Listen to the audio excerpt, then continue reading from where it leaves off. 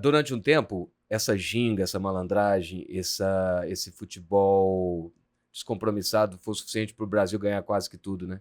Tudo. Mas aí veio a parte física, né?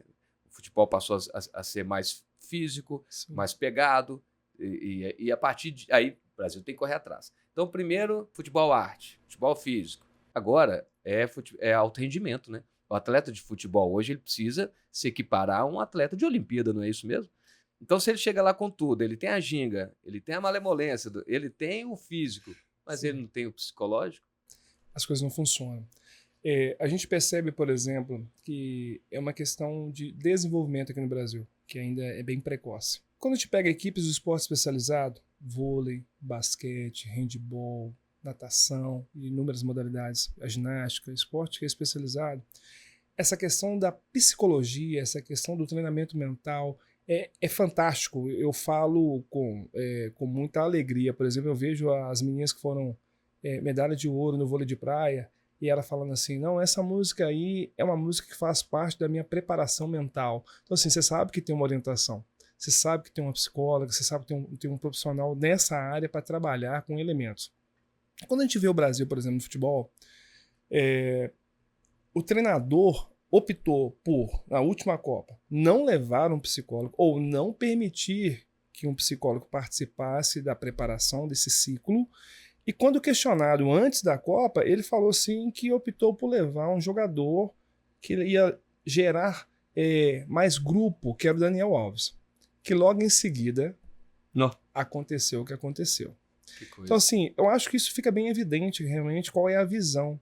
E o Brasil, eu acho que qual não tem... a psicologia do comitê. Exato. Eu acho que brasileiro. Não tem mais o que acontecer para o Brasil acordar nesse sentido. Pensando em futebol, né? Depois do 7-1, depois de não classificar para as Olimpíadas, depois de tudo isso ficar bem evidente que se nós realmente não formos profissionais em todos os aspectos, como outras equipes que talvez não tenham essa ginga, talvez não tenham esse repertório, mas por ter, na verdade, se profissionalizado em outros aspectos, chega de igual a igual ou uma condição até melhor que o Brasil, né?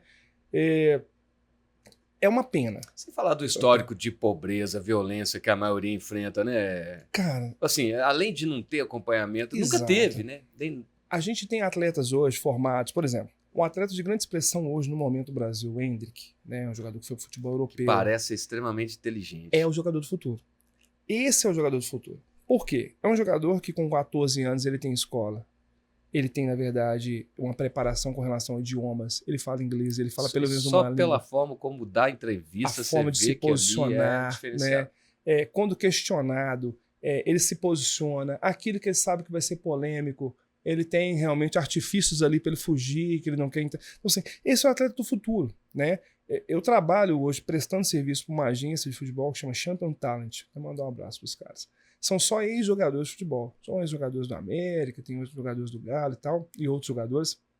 Gente que conhece esse lado do futebol, esse lado de carência, e é uma agência, por exemplo, que trabalha justamente pensando em preencher essas lacunas. Mas as agências ou os empresários, né, que eram falados, o empresário, hoje está começando a acordar para esse aspecto. Porque realmente não é só bater contrato de atleta, não é só bater contrato de jogador, mas sim entender que esse jogador ele precisa ser pleno. Então, ele precisa ter uma questão psicológica forte, questão física forte, porque normalmente ele vem de várias... É a questão da saúde integral, então, que você mencionou? Exato. Ele tem que ser fisicamente forte, mas ele tem que ser mentalmente forte. O aspecto social ele tem que entender, porque, por exemplo, ele está aqui no Brasil, na zona de conforto, mas amanhã ele está na Europa, ele está num país com 10 graus abaixo de zero, e ele tem que saber realmente lidar com aquilo. Ele tem que conhecer um pouco da cultura do país que ele está. Eu lembro quando o Adriano, olha só, Adriano, um dos grandes nomes do ataque do Brasil, ele falou assim que ele se deparou uma vez, né, o Adriano, o imperador, né, chamado de imperador. Ele falou assim que uma vez se deparou na casa dele com 5 carros, os carros mais caros do mundo, um Lamborghini, um Maserati, e ele olhou bem para os carros e falou assim, caramba, eu não sei nem dirigir. Então, assim, isso deixa muito claro essa questão... Formação do indivíduo, formação integral, né? Exato, não tem. Então, assim, hoje, o atleta para se adequar no futebol, em qualquer outra modalidade, se ele não tiver antenado para tudo isso, se ele não tiver um suporte, pessoas, que muitas vezes não vai ser o pai, a mãe Às vezes, acho que principalmente quando você também vai representar o seu país, faz diferença pelo que você está lutando, não? Desde você nem sabe. Claro, claro. Por exemplo, você tem uma Alemanha ali metendo 7-1 na gente, pô, os caras têm orgulho do seu país, teu país que é, né, enfim, estão levando ali muito mais do que sua própria habilidade, seu próprio... não é um feito só dele, é um feito da nação. Não. Eu acho que esse então, pensamento que tem que crescer muito agora. Por que eu vou à guerra? O legado. O que eu vou deixar? Por exemplo, vou entrar nessa guerra pelo quê? Por quê? Qual é a causa? Qual é a proposta? Estou lutando por quê? Né? Além de mim. É isso que falta demais aqui no Brasil.